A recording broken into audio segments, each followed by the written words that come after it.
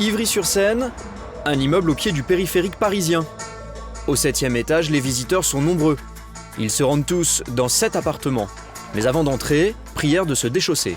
C'est inscrit sur la porte en langue birmane. C'est à l'intérieur qu'on comprend la consigne. Nous sommes dans un temple. Dans la maison de Bouddha, on est pieds nus. C'est la règle.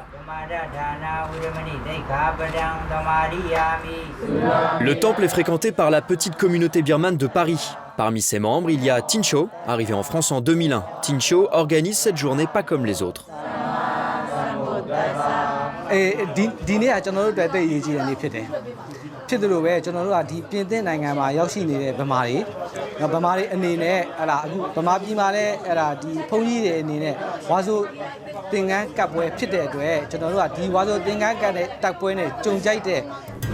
Le 8 août 1988, une date clé dans l'histoire de la Birmanie.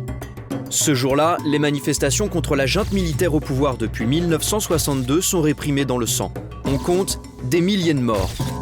La junte montre alors son vrai visage, celui de la dictature et de la terreur.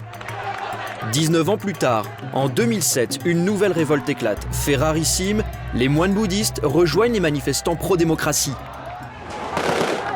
Comme en 88, la junte lance une répression sanglante. Des dizaines de civils tués, mais aussi des moines, figure pourtant sacrée en Birmanie. Retour au temple à Ivry. Le moine Ukumara est loin de son pays d'origine, mais ça ne l'empêche pas de se sentir proche de ses frères religieux.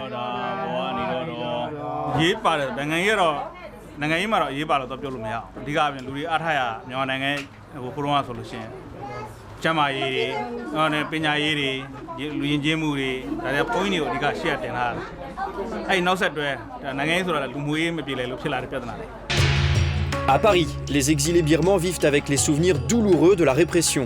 En 1988, Tincho était étudiant et il faisait partie des leaders du mouvement démocratique birman.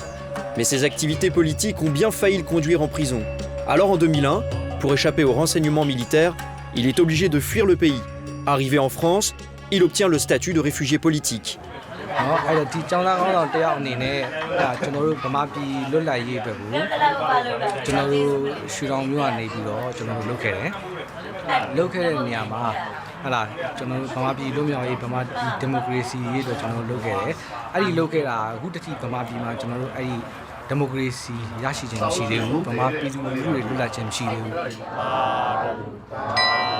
La journée au temple se termine avec des intentions en mémoire des victimes des soulèvements populaires sous le regard bienveillant de Bouddha.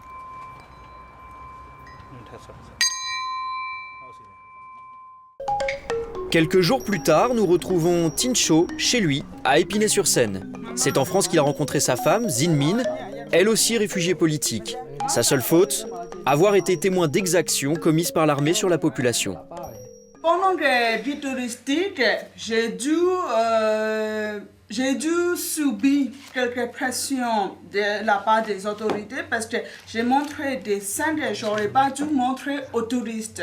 Donc quand je les ai montré quelques témoignages qu'ils ont pu prendre en photo, évidemment, bien sûr, ils m'ont repéré qui était la guide, comment elle était. Et tout de suite, je suis une sorte, comment on dirait, de liste rouge ou liste noire. Ils m'ont repéré. Dans le salon, la décoration et les bibelots rappellent que le combat politique n'est jamais loin. Le drapeau orné du pan, symbole des démocrates birmans. Le portrait du général Aung San, le héros de l'indépendance nationale. Mais la pièce dont Tincho est le plus fier, c'est celle-ci. Ça c'est moi, ça c'est Aung San Suu Kyi. Aung San Suu Kyi, c'est la fille du général Aung San et l'icône de la démocratie en Birmanie. Sur cette photo, on peut reconnaître Tincho à ses côtés lors des législatives de 90. Des élections qu'elle gagnera, un coup d'épée dans l'eau, la junte ne reconnaîtra pas sa victoire. Depuis, c'est en résidence surveillée que le prix Nobel de la paix 1991 a passé la majeure partie de ses 21 dernières années.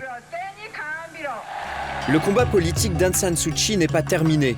La junte l'a d'ailleurs empêché de se présenter aux prochaines élections du 7 novembre. Du coup, ce qui était annoncé par le régime en place comme des élections démocratiques, les premières depuis 20 ans, n'est que poudre aux yeux. Le parti d'Aung San Suu Kyi, la LND, a même été dissous. Pour Kotouta, ancien prisonnier politique torturé dans les geôles birmanes, les élections de novembre ne sont qu'un simulacre de démocratie. လုံးဝကိုပြည်သူလူထုကပြည်သူလူမဟုတ်ပါဘူးတကဘာလုံးကဘယ်သူမှယုံကြည်လောက်တဲ့ရွေးကောက်ပွဲမဟုတ်ဘူးလို့ကျွန်တော်ကထင်တယ်ကျွန်တော်အမြင်ပေါ့နော် Des élections bidons selon Tincho, il tient à nous montrer pourquoi. C'est la liste, les gens qui doivent voter, mais les prisonniers politiques ne pas doivent voter. On l'aura compris, aucune condition n'est remplie pour garantir des élections dignes de ce nom.